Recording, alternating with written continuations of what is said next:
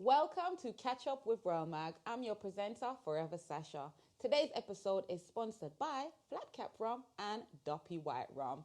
People, please go check them out on the gram and on the website. The information should be right there on the screen and in the description bar. Don't forget to follow and subscribe. All right, people. So we all know why we're here. You've seen the title. Today, me, Forever Sasha, will be talking to super producer, sound engineer, and marketing specialist, amongst other things. He goes by the name of Skatta Burrell. Ladies and gentlemen, please welcome him to Catchup with WORLMAG. What's Hello, Skatta Burrell. Do you know what? Do you know, because of all of your credits, I feel like, do I call you Mr. Burrell or do you have to call you Skatta? Skatta. Skatta. I think we need to achieve some more before we add the Mister. Yeah. There's so much more to achieve, right? Yeah. Yeah, so. I hear that. Okay. I'm super excited about talking to you. Oh, you yeah? know, there are lots of people. I enjoy talking to people, but there's something special about talking to Skatta.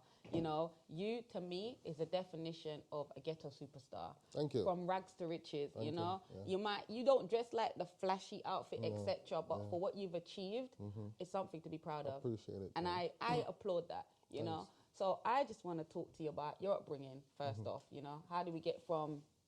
Is it Cordell? Yeah. Okay. Cordell. Whoa! Why you remember that name? That's a hard name to remember. Yes, to get from Cordell to Skatta. How did that happen? Well, high school, and you know, in high school, everybody pick on everybody fall. So me, me have the gap, and this big red fat boy named Richard Charlton. Yeah. Hey, Skatta boy, how you love fight, so how you love ram, so you love get your... And for him say that, it just stick. And with all aliases, it's either you love it or you hate it. But it never go nowhere. Yeah. So I stuck with it, and I grew into it just like how I grew into growing at my height. Because I was very skinny and tall then, and I never really acknowledged it as something great, you know? Yeah. But you realize, yo, I have to give it up to my mother and my father, man, Yeah. because them produce a fine young man, you know? Rightly so, yeah. It took me a little while to figure that out. Yeah. Yeah. So speaking of your mother and your father, Yes. speaking of your mother and your father, you've gone through school, etc. How did you go through school? Did you have your parents' support? You're now a super producer. Well, and, you know. well, I don't know my father. I think my father left when I was probably 1.5 or 2 years old. It was probably 6 of us, but him leave. I don't know where him gone. And then it was my mother alone, and she had to lift up for try help her kids. Yeah. So she basically went to America, the States, and so me and my siblings, and we had to tough it out here. We moved from places to places, you know, that the church sister, that the family, and then that was what I remember, moving and not being able to settle and feeling that family thing, that traditional thing. Yeah. But it also developed something else inside of you, hope. Right. You know, because if you don't have nothing, you know, if you come from nothing, you basically, anything else is a plus. You know, so don't want to deviate from the question still, but you know, you remember the sad, hungry days. Yeah. And there were a lot of them. But if you don't know greatness, what you have, you just work with it. So that's what we did, and took it one step at a time. You do very well with working with what you've got, kind of like when life give you lemon, make lemonade. But I do. You make lemonade, you made lemon pie, lemon cake. Yeah. So many. I'm a great chef. Yeah. You know? Basically, appreciation is a hell of a thing. And I wasn't always like this, I must say, because I was at a point in my career when I was really needing a lot of money and fame and acknowledgement from a lot of people. And you was just floating through it, you know. I was buying the jewelries, buy the car, and you know, just living life, the girls, and I kind of lost track of who I was. Right. Like most of us do. And it took the person who I was with, she told me numerous times she never fall in love with this person. You know, we are not together now, of course, but you still hold on to the lessons from anyone you come across. Yeah. So give it up to her. So she said she never fall in love with this person. She loved the simple person want to wear the white T-shirt and put on the jeans and just head out every day and get things done. Yeah. You know? But then now, you start feel so you have to dress the role. Right. Because, you know, the dance hall is a flashy industry. It is. And it's a ghetto thing. You have to live the kind of ghetto fabulous life. If, as a producer, most producers never used to do that back then. At the time when I was coming up in the early 2000s, when I was actually having my high times, a lot of producers was working behind the scene. But coming up as a youth, I realized that I am not going to get anything handed to me. So I need to go out and play multiple roles to garner enough attention to build my empire. Because I wanted to start from scratch, build artists, build studio, you know, and have a working, some things when I say shocking vibes are made out of and penthouse, you know. Yeah. Me, myself, I was taking upon myself, said, this is what I want. And I realized it wasn't going to be handed to me. I had to go out there and be aggressive. And I was doing that, you know. Yeah. So even though you wear many hats, what was it specifically or mainly that you wanted to do? I wanted to be an artist, you know. And, you know, I am an advocate against a lot of things in terms of religion and so forth, but my main inspiration was drawn from the church because that's where I got introduced to music first and watching people play instruments. Yeah. Because I never go out at a young age. We wasn't going out partying and doing anything, but we got church. Yeah. And we hear the music and we see the bass player, we see the guitar player, we see the drums, and we see all of those instrumentation and you take on to the aspect of it that you like. I love the drums. You know, I used to look at the drummer like a Superman. Wow, wow, wow. It's crazy. When you look at these things, these little simple things, they play a real intricate role. And I think if the youths nowadays had these kind of mindset or role models, they would be able to nurture something else inside of them. Yeah. So I looked at these players of instrument as gods, even the bass player, but the drummer, oh man, there's a guy named Cleve. You know, just be able to stamp that kick drum and command the movements of the body because, you know, so the drum and the bass, it make you move. So when you see that authority, and if the drum sound away to me one night in the church, miserable. Because we know say it's supposed to tune a certain way and give off a certain sound when they play that Jesus song there, you know? Yeah, yeah. So I was very enthusiastic about going to church, sitting at the front bench and watching all of this thing take place. Yeah. And for a few years, I honed in on it. I eventually started playing drums in the church, but as a very young kid. So I never saw balance with the timing and everything, but I was good enough for them to get up and give it to me for a couple of times for work. Okay. Yeah, I did my thing. So that's where the love for it started, you know? Yeah. I don't remember the question. That's okay. No, it's all right because each time you're speaking, I'm still learning more. And like I said, I find you as an inspirational person. So your journey or what you've got to say, you know. You said earlier about your views on religion, and it's something I've noticed about you, that you're very opinionated and you're very open about how you feel. Not a lot of people in the business are, you know, they feel like they should sugarcoat it just to get by. I've seen like RIP to your cousins, your cousin. But you did put up something that obviously he lost his life like last year sometime. You put up that you wanted revenge. But then you also said, I also want my country to have peace. My country, That's quite powerful. And for you to say that somebody that a lot of people does look up to, I feel like that resonated or echoed across. Why did you make such a bold statement? Well, I mean, when you're speaking on behalf of yourself, you're not speaking for the masses in terms of, there's a lot of sugarcoating and pretending just to appease certain factions of society. You know, an artist want to associate himself with a more hardcore attitude to appease the dancehall factions and the fans. You know, a religious person want to speak religious every single moment they get.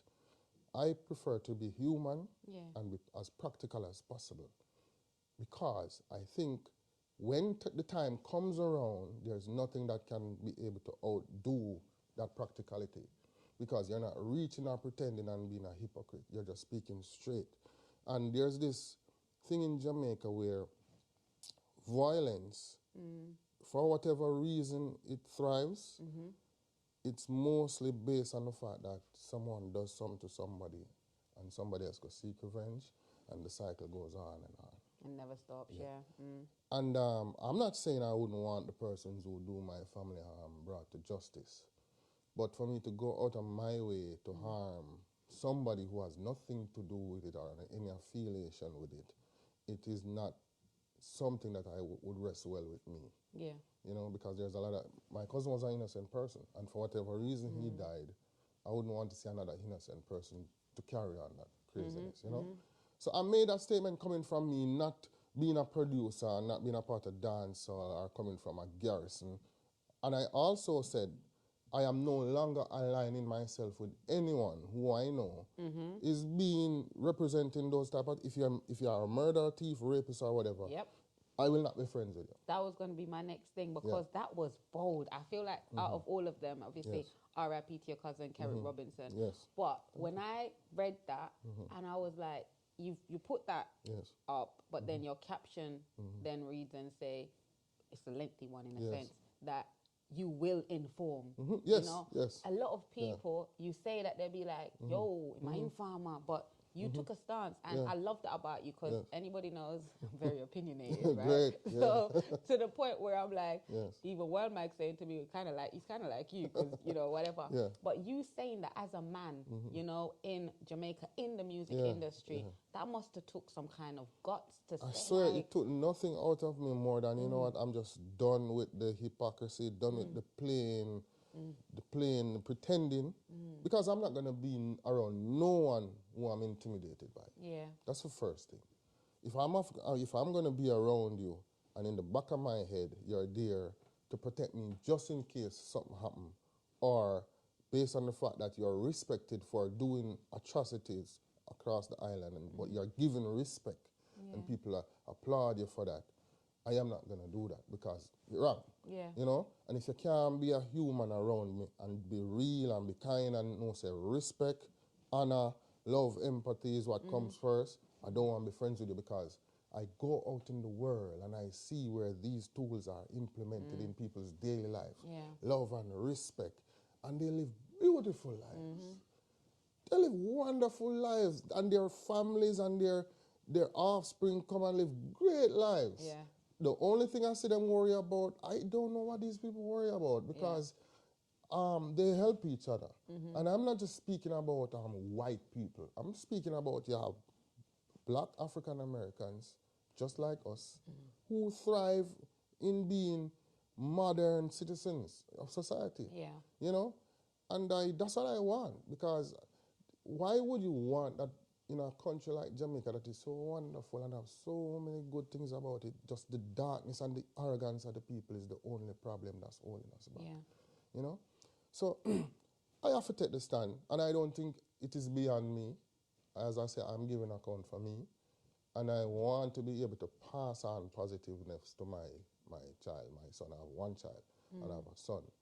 And I realize that the shortcomings that I had growing up is because that fatherly figure was not present. You know, like, I look at the person that I am now, and I wonder if I did have somebody to hold me and talk to me about certain things, if me would have been better. Right. You know? So I applaud what I do now. I'm glad and I respect myself for far I come, the journey. But you wonder if you could have been Yeah, but better. I had so many close encounters though. Yeah. I had so many close calls. Yeah. Yeah, so much things could have gone wrong, and we go on some crazy mission sometimes, and just because we have followed the wrong people and we happen to in a war with people and get away and live to see another day, and it's crazy, you know. And yet you're here still. Yeah, you know, I don't want that for my son. Yeah. Even suppose him not gonna be as fortunate though. Come on. That is true. A lot of kids aren't as fortunate. You know? So I just want it be good for him and nice, and I want him to just worry about dealing with the normal stuff, that battles that you fight as a kid growing up, understanding who you are, you know? Yeah. And what you're gonna figure out how to deal with your issues, how to process issues. Those are the battles I want him to fight. Yeah. When the issues come, how you're gonna calmly take a step back and assess it and deal with it. And I noticed that the artists that you do represent, or you know, you push out there, artists that don't promote the things that you say. No. That, yeah. No. I'm a hardcore dancehall fan. So I never had any issues. I never have any issues with artists expressing themselves, whether they sing about gun, whatever. But there comes a time in my life where I am not comfortable with producing hardcore murder lyrics. You know? The youth them embrace it. That's their journey. I will not knock them, but I will make it known that I don't want that anymore for myself. Yeah. You know, I am not hunger to be out there as a producer. I am not seeking any fame or validation. You know, I would love to have a few more hits, and because it's a different market now. You know, the internet zone, the online TikTok world. Yeah, and music is selling more than ever, but not tangibly. But it's up in the air, and you can stream music and you can get paid and so forth. And I have produced a few songs that they have not surpassed certain level of success, but they have brought in figures that I'm saying, wow, this is great. Yeah. You know, so I would like to continue doing that and get bigger and bigger and bigger. So, but I think it can be done by just making good music. Yeah. Yeah. I hear that. Yeah. And you did do that with artists Fully Bad. Yeah, well, that was just a spur of the moment thing. I like that. Yes. You know what it is? Because it's like you don't expect that to happen, but you're like, I want to set your challenge. Let's play with this a little bit. Yeah. Yeah. And I mean, him is a youth from the Garrison, and he's a youth who always give me some respect, because I used to host the show, Magnum Kings and Queens. And remember one time he appeared on it, and his manager and me wasn't even getting along at the time. But he was there, and he still came over and shamed me, and I said, thank you for the opportunity. And the humbleness when display, I never forget it. And I said I did want to produce a song with a young artist, and I was strolling through Instagram and I saw his profile, and I remember saying, oh, this youth did strike in my mind. You know? So I said, you know what, I'll do something with Fully Bad. It was very good. It was very great. I could have pursued it further and made it go further, but I had some other, because I have my hands in many things, so I had to do some business cultivating, and it came to a time that it needed my attention, so I had to put it aside and so forth, and, you know. But how do you manage you just said you had your like hands in a lot of pies and there's so much, but when you're talented or you're blessed with certain things, or you've got ideas, you just want to express them, you want to try different avenues, but how do you prioritize? Because obviously I'm here talking to you, I'm interviewing you, I do other things as well, and sometimes it can be challenging. Like, how do you prioritize what's what? Well, I don't know how I do it, because I think I got better when I started exercising. Oh, okay. Yeah. As in gym exercise? Gym, I started the gym first. It was crazy, and I did it for like 6 months, and I got off of my focus, thrown off my focus, because when you start traveling, you can't do it. So when I went back to Jamaica, I just couldn't bother follow up. Yeah. I took time off, but I never feel good. So I said, you know what, I'll set up a gym at my home. So I bought a few stuff. Yeah. And I started working out with them, and I use them, and I have a place in Florida. And there's a gym there, a wonderful gym there. So I started using that gym as well. And I get so familiar with it, my body got so good. I wasn't working out to get bulky. I was working out to sweat and to get my heart rate up, and you know? Yeah. And I realized that it makes me go to bed early and wake up strong in the morning. Because I don't party, I don't go out. Yeah. You know, even before COVID, I never used to party. You drink? I used to drink a lot. Okay. Yeah. And smoke. Yeah. You know. Okay. But it gave me a lot of strength in the morning. So I wake up early in the morning and I am aggressive with the road. You know. The main initiative came in for me to be more aggressive was when my son born. How old is your son now? 3. Okay. 3 years old. And it's your only child? It's my only child. Oh wow. Do you want more children? Yes. How many more? As much as I can. I can handle it now, you know. All right, Father Abraham. Okay. Yeah. I had, for some reason back in the day, time just was flying so fast. I never feel no way about it, because everybody used to come and say, youth, a girl didn't know youth and whatever, you know. Because I feel everything in Jamaica, you know. Every Father's Day, them pick on them and them. Yeah. Some youth I got through it and I feel it, I tell you. So them used to do that to me, and there was a time when I did feel a way, because, you know, I was kind of lost. And I said, yo, But Skatta, if anything happen to you tomorrow, you need to know, say, oh, at least you're going to leave something on the earth. Yeah. So that's the only time I got concerned about that. Okay. You know? But no concern no more. And he's No. a son, so he can carry your last name. And the reason why I never rush into getting kids, because I remember my upbringing. Okay. 6 of us in a one room, asleep head and tail, and I wake up every morning, bread and butter and mint tea, and I go to school, and you don't dare ask about lunch money. You know, you have to just go to school and come back, and yeah, wear one. We just remember that something there. Yeah. I just know, say, yo, kids is not the way when your ambition are pushed through. You know? Because when the youth them come, I want them live a better life than me. Right. You know? I don't expect my seed to come do the trod the part of me. No, sir. Yeah. More and fight some different battles with my youth. Them. You know what I'm saying? Not the same one. Not you this, went through. yeah. So I think the peer pressure when enough youths face now in Jamaica for have kids, but at the end of the day, come like a desert stop. The nurturing stop right there. So Have kids and done. Yeah, and then the woman, the young ladies, them left with all of that to deal with. You know, it just don't make no sense to me. So as I say, I base my life on practicality.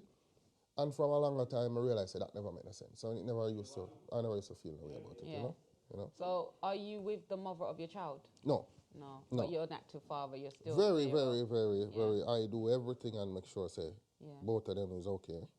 Because last thing I would want is for the mother of my child to have it so hard that it impacts my child. Right. You know? So... Yeah. Where is home? Where do you call home? Well, I have a home in Florida and one in Jamaica. Oh, okay. You don't want one in the UK? No, sorry, too far about you, man. It's too far? Really? The thing is, with Florida, you can jump on a plane and reach 1.5 hours. I suppose, yeah. Okay, you know, so it's not the weather, because usually people... No. I was actually thinking of living in Canada one time. Okay. Yeah. But just not the UK? Not yet, man. I'm not inspired as much. I don't know how y'all do it, man. It's the pounds. It's the pounds. Good reason. The money's sexy, man. Aye. Yeah, I'm going to spend some pound today. I mean, I tell you, could I get used to the feel of the money? And tone I went since it gets so. And they're always improving it. Wow. Changing it up. Yeah. It's the nicest money I ever spend. Okay. I would not bank those money. I want them to spend. I don't want to use no card. That money going through your fingers is like butter. Well, there goes up. It could be part of a next video that you're shooting. Yeah. Bar, we need to talk about these pounds, man. It's beautiful. So, speaking of the music and videos, like I just said, you are affiliated or associated with a few artists. Yes. Some of them that I see that's on Instagram. We spoke about social media earlier a lot. You know, we got Dyani and we've also got Marcy Chin. Let's talk about Dyani and Marcy Chin. Like, when did you? Let's start with Dyani first, because he's currently in the UK. You know, we're about to finish up his tour here, which everybody loves. He's rocking the stage. I can see you're proud. You do it. Very. Yeah. Let's talk about Dyani. How did you meet him? How did it go? Yes. Well, I met Dyani through a friend. A real personal friend of his, also a friend of mine. And she introduced me to him by giving me a thumb drive. She sent 3 songs with him. I didn't meet him yet, but she sent some songs. The first thing I noticed was his voice. I'm saying, wow, you have one nice, deep, clean voice, man. You know? But I listened to music, and at the time I wasn't really interested in no artist. Okay. And then she invited me to come and see him at a showcase at Triple Century Club. So, you don't know me, I'm a virgin Rolex. And I said, oh, brother, I go Triple Century, go see an artist now. So what year was this? That was probably 4.5 years ago. Okay. Yeah. So, we went the night. And actually, Rolex's cousin, who's Lila Ike, or Lila, I don't know how to pronounce it, she was on showcasing that same night too. Okay. Yeah. So that was Dyani, her, and a few other young cream of the crop artists from that era coming up now. So yeah, I saw him perform and I was very, I liked it. So I arranged to meet him. Yeah.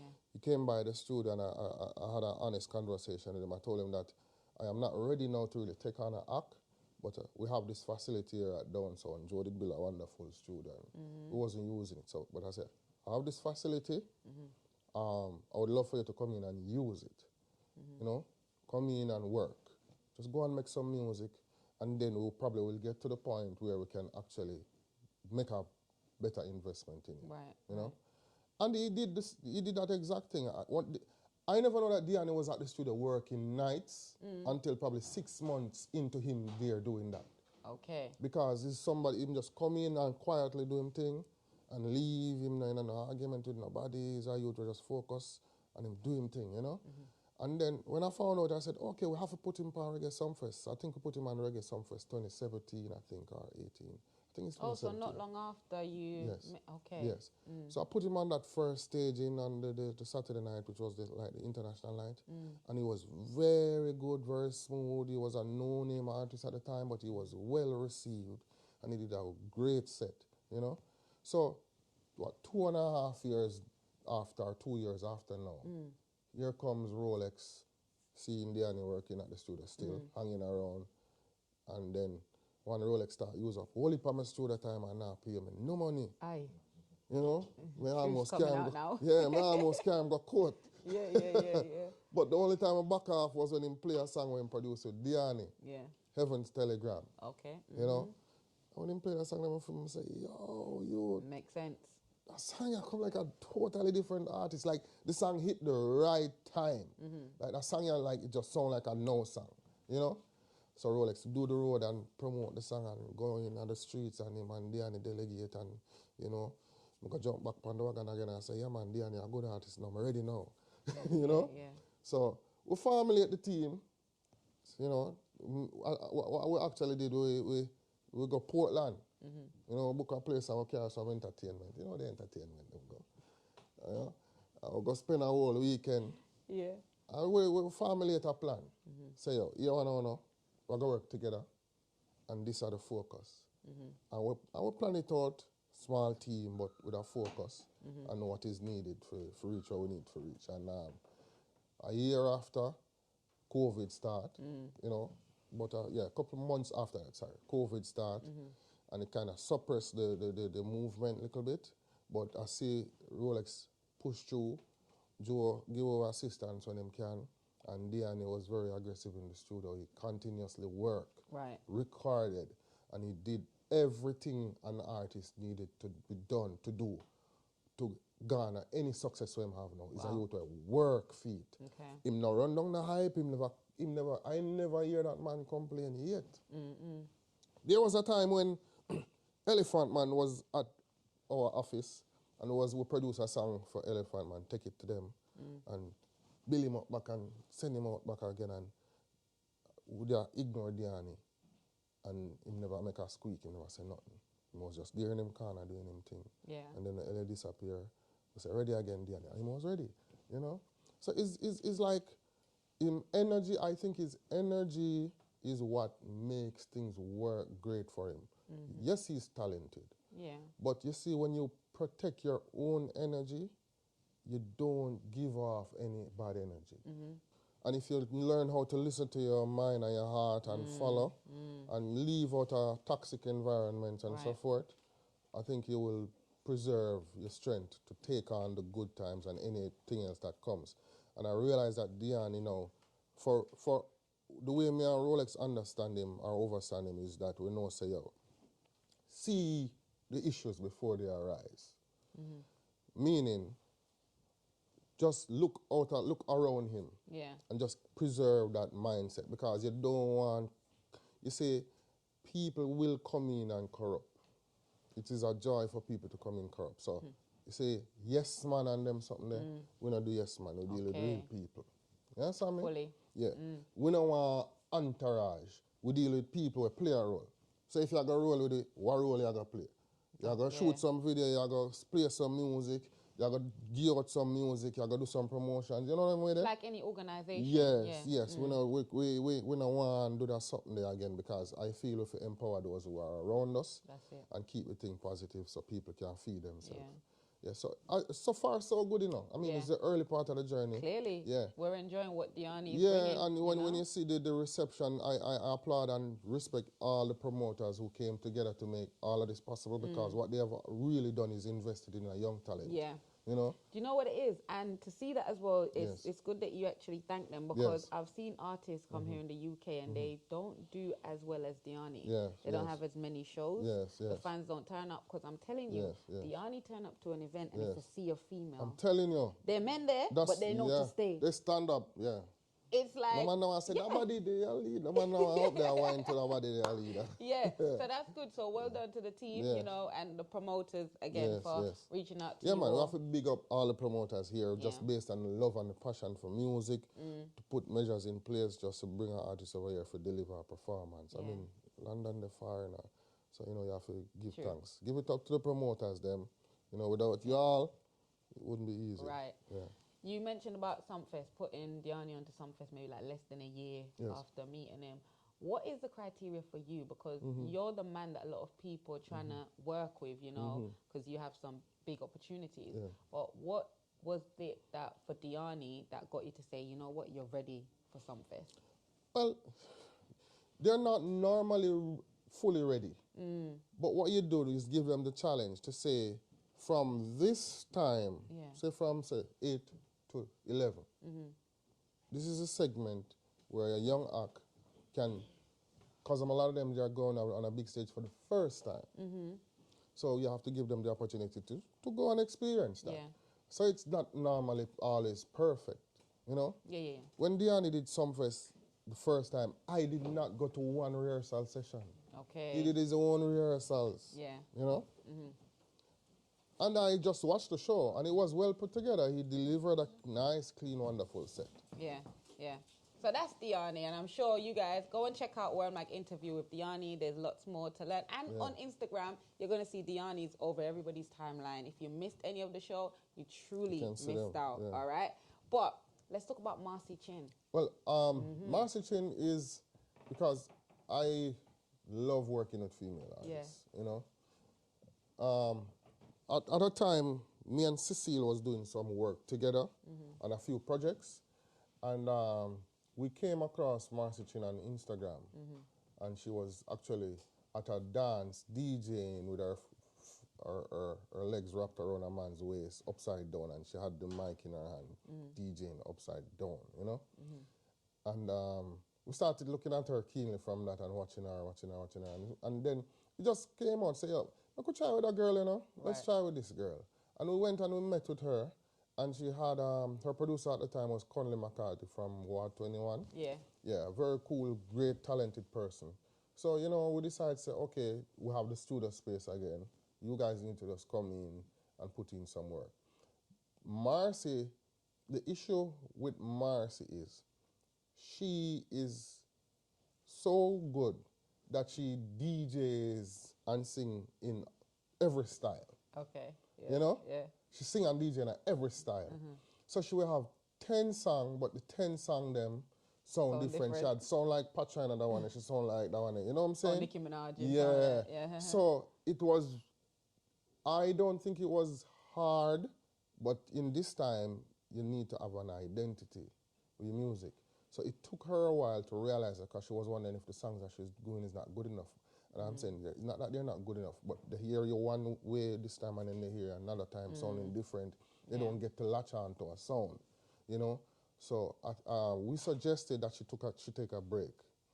And search and go on her sabbatical. She's very spiritual, so I know she'll understand, you know?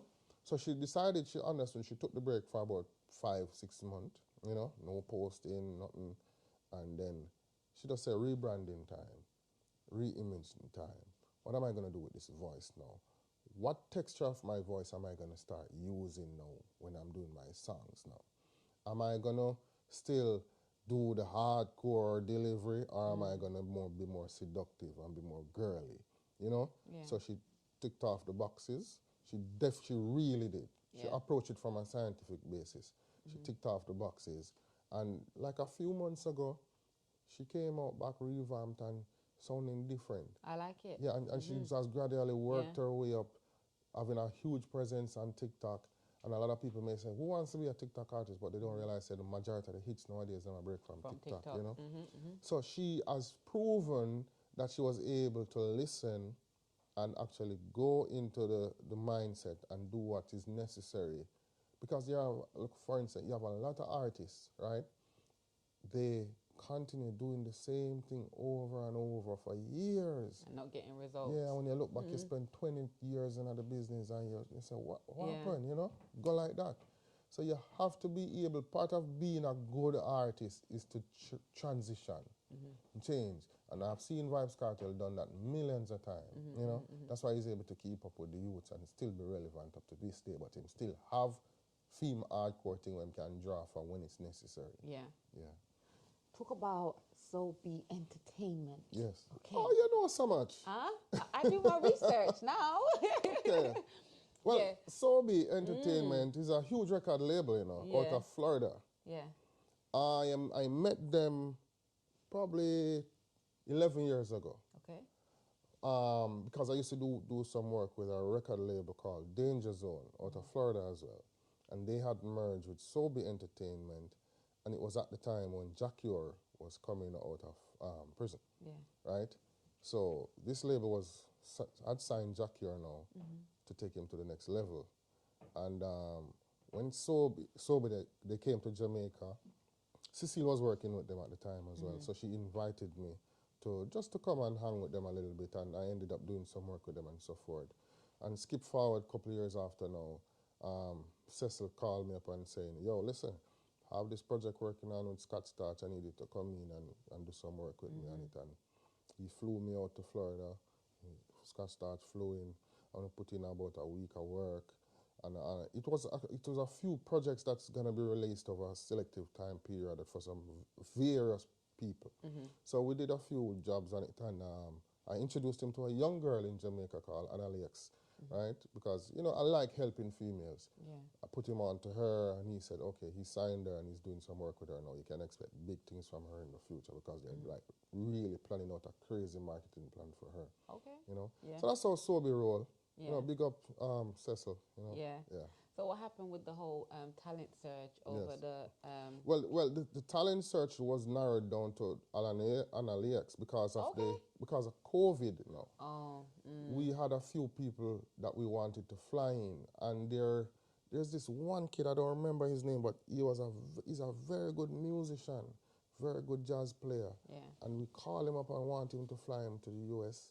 But he had medical issues, and he would have been the star of that thing, but he could not move because, you know, those people with underlying illnesses, they can't really do much during COVID, and at that time it was very serious. Yeah. So we just said, okay, skip a lot of these and just find an artist and do some work with. So we picked a young lady out of Jamaica, and it's working well for her so far.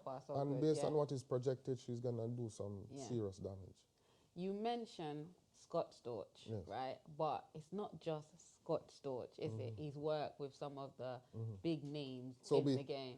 You know? Yeah. Yes, man. Listen, this man this label was the first. You see all of these drop top Bentleys you see in music videos. Yeah. That label was the first label to actually insert a drop top Bentley in a music video, but it was done in real time, where they went into the dealership, bought the Bentley, and they showed when they were actually cutting it, designing it, because they asked if you have it in a drop top. Right. All of this was in a video from Stax, an artist called Stax. They said, how much for this Bentley? We need to buy this Bentley, but we need it in drop top. And the guy says, we don't have it in a drop top. And the guy, he threw my bag of money and said, you do now. Yes. You know? So, and it's real. So when they did that, you know, like Puff Daddy started renting the Bentley for music videos as well and whatever, and it took off. So Sobe make some real moves in the game, you know? I don't want to talk the man business, but he had one of the biggest clubs on South Beach. And this is a total legitimate person, you know what I'm saying? He used to work with NASA and all the things. Yeah, he's a real guy in the game. But his love and the passion for the music, let him do some crazy things, help a lot of people. There you go, from, you know, Jamaica, a man that, you know, from humble beginnings, and you're working with Sobe, you know, they're reaching out to you to help them find talent. That must have been a fulfilling feeling. Like, when you get the call, how does it go? I think it has happened so many times, because one of the more standout times was when I got that call to be a host on Magnum Kings of Queens. You know, and that was in probably 2007. Yeah. You know, And it was Empress who called me and says, listen, these people are putting together a show. Them time the American Idol tear down the place. And we always wonder, wow, it would be good for Jamaica to have something to represent other than rising stars. So when I got the call that this was going to be a dancehall show, and we need you to be a dancehall judge, I'm going to say, but no, right up my alley, that man. Yeah. You know? Makes sense. So I did the interview with the guy, and all I could say with him, I said, yo, if you put me on the show, you will regret it. Mad. You know? Okay. So him called me back a week after that. I said, hey, you got the gig, man. And it took me 2 years to actually break in it and understand that this is show business. And you done it for like 11 years? Yes. Mad, yeah. So I was too conscious of being a judge. And after the first 2 years, I realized that I'm not living on the show. Yeah. You know, I'm just being too conscious. Yeah. So I started relaxing, you know, and not thinking too hard. And as I said, be practical. And then I still realized that but this is entertainment at the same time. Yeah. We're in the business of entertainment. So you're not sending people to jail. So you don't have to be serious. You know? It can be funny. It can make people laugh. Serious judge. Yeah. Yes. So you can make it nice and entertaining. And I'm telling you, that was like a wave hit me. And I actually got that quote from Joe at Downsound. Because one at a time I was like fixing up my wardrobe for the show. And I was at the studio looking over some stuff. Somebody brought some stuff for me. I said, no, that too flash, I don't want it. And Joe goes, I blew my slap on my shoulder. What's the matter with you? This is show business.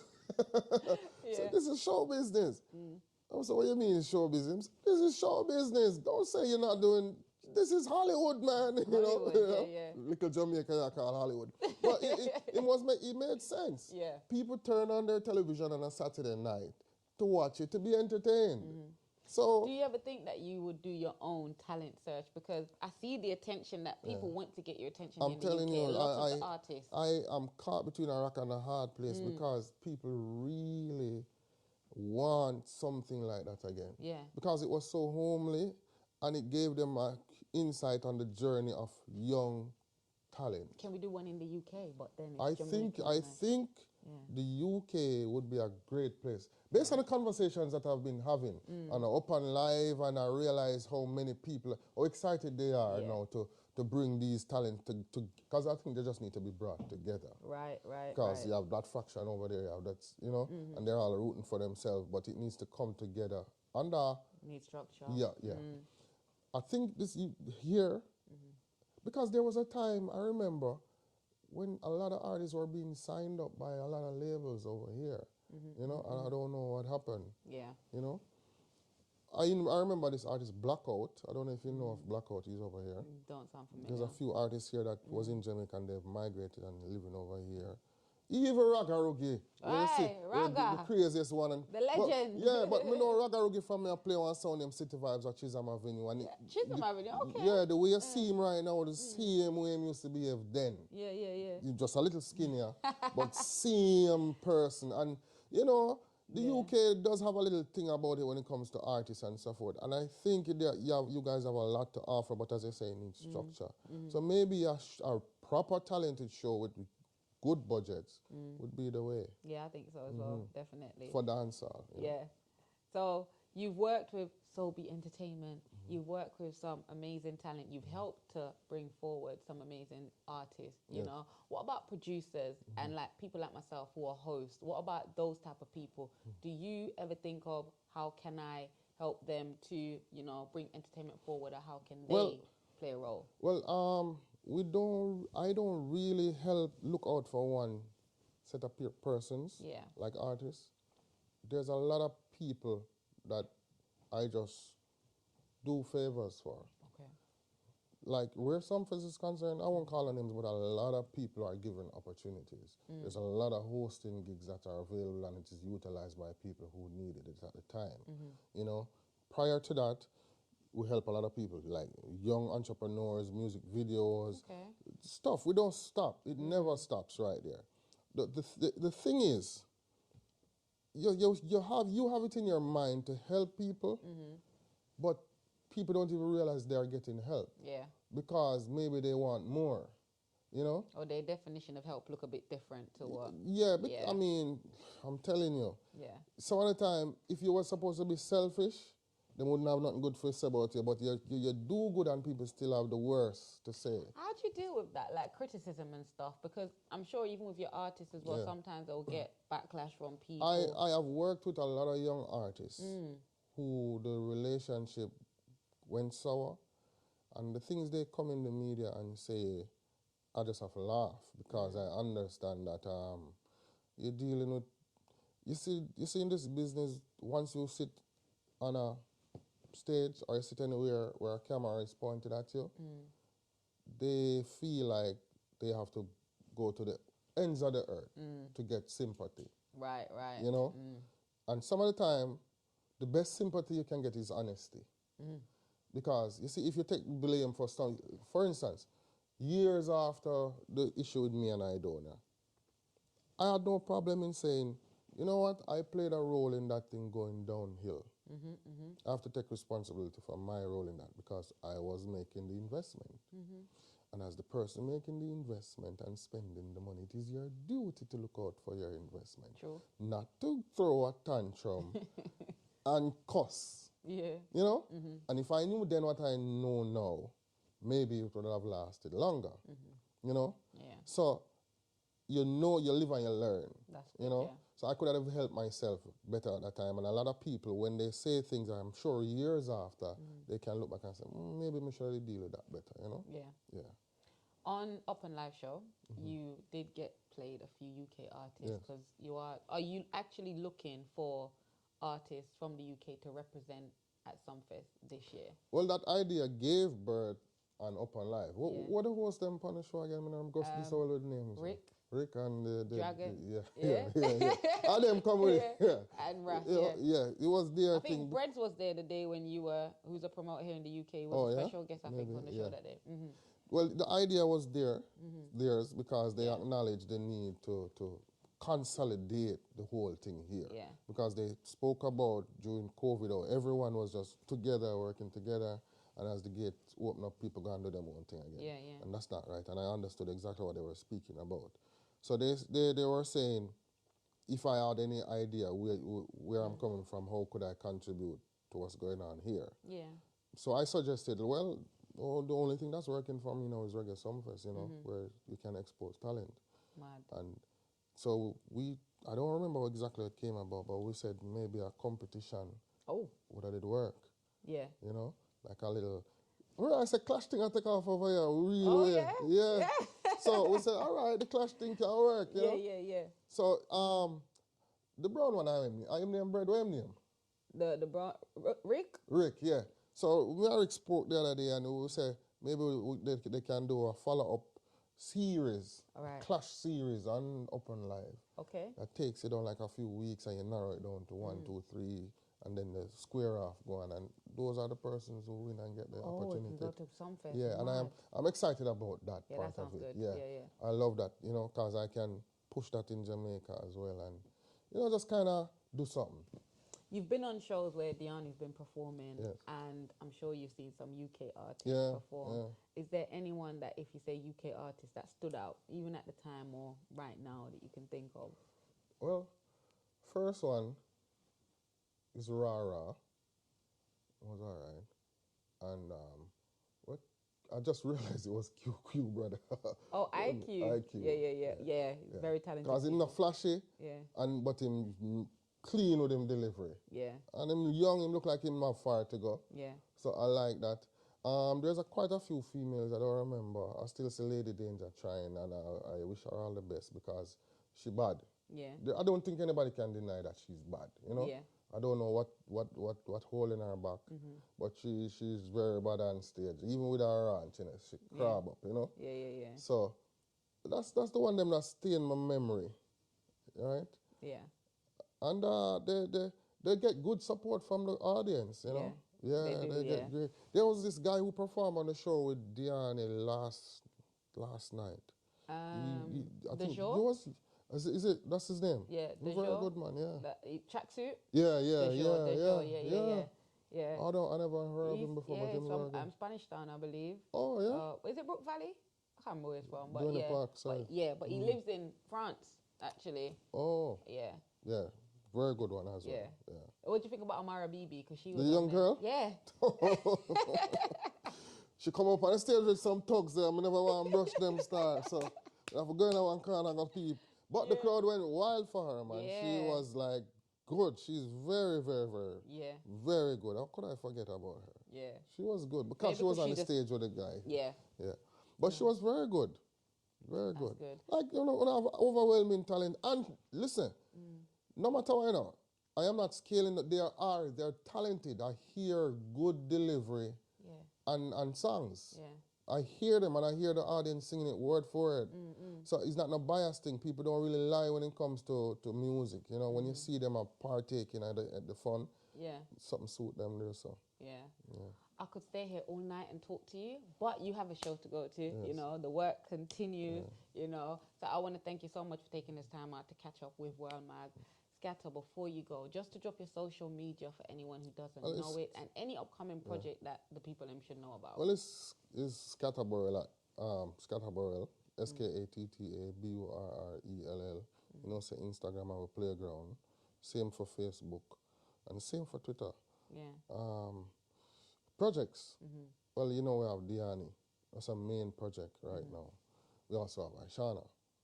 Right? Yeah. How could we not talk about Ashana? Yeah, we are, because we work, we're putting some stuff in place. Yeah, we're doing some serious work. I love Ashana, you see. The thing is this, right? Ashana is only a certain, like, it's an acquired taste. Yeah. Ashana. The thing is with Ashana, she just don't do the social media cloud thing, not even for a second. Yeah. So if she's supposed to post to promote something, if it not sit well with her spirit, she not gonna do it. Okay. Because she don't want people to feel like she had clout chase. I don't know. She's very bold, you know. And and I think she's at that place where she has gotten a lot of fight. Yeah. You know, especially from the male-dominated industry in Jamaica. Yeah. So she kind of more reserved now, and she has her fans, and she still do her shows. She's an entrepreneur. She have two little business that go on and forth, and she have a song coming out with Ed Sheeran. I can talk about it because he spoke about it. Yeah, so I think she's waiting on that to manifest. Okay, that's good. Ed Sheeran and Ashana, we're here for it. Yeah. So we talk about Magnum, Kings and Queens. We talk about Sumfest and the fact that you've got some opportunities. There's availabilities there for slots. Yes. I'm a host, and I would love to host. I'm telling you, I was telling Sheldon that you guys need to be there. Because there's so many aspects of the show that needs to be covered and brought here. We don't just want to promote here and leave. We want to see the whole thing, the whole shebang. So we have time to put that in place now because you guys have a great platform here. So I know you guys can be of benefit us moving forward. Great. You and the Up and Live team, we're going to do that Clash series. Mad. And we're going to do something. That sounds good. Yeah, no, that's a high note to finish on. Before we go, though, we're going to play a game. All right? What? We are going to play a game. Yeah. Do you like playing games? I don't play a game. None at all? You never used to play like Ludi, Dominoes? Yeah. You know a game called Twister? What? Okay. All right. I'm going to tell you what Twister is later. We're not going to play that, though. Oh, good. Wait till when you see what Twister is. Yeah. But yeah. So what I'm just going to say a word, and because you work with so many artists, right, and producers, and you're a musical person, I'm going to say a word, and the song that comes to mind when you hear that word. So, for example, if I say leader, you know what you're going to say, right? What are you going to say? Yeah. All right, okay, cool. So, the first word is happy. Oh, I'm happy with him. Burrell. Yeah. All right, beautiful. Who sing You're Beautiful? Remember the artist saying, You're beautiful. Oh, James Blunt. That's James Blunt. Yeah. Singing. Not me. Bathroom singer. Okay.